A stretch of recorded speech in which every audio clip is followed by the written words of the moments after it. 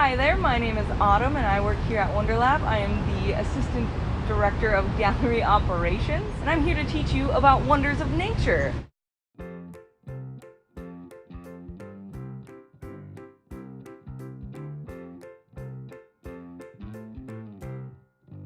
Before we begin every class session, we want you to know what is happening with the weather. The weather is very influential over nature, and so it's very important for us to know what is going on before we do anything that we're going to talk about today. So in order to do that, we have here a very handy thermometer, and this thermometer is going to tell us air temperature.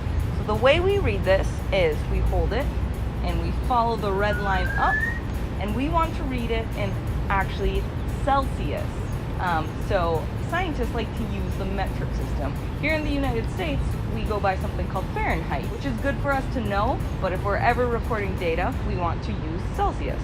So today, it is about 90 degrees Fahrenheit, which means that it is 32 degrees Celsius.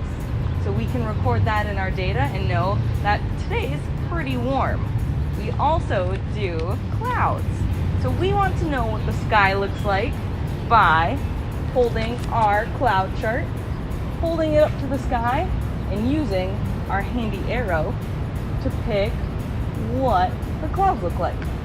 So I've chosen that we have cirrus clouds out, which means that the clouds are feathery bands, and there's a lot of patches of what people like to call silky, shimmery clouds.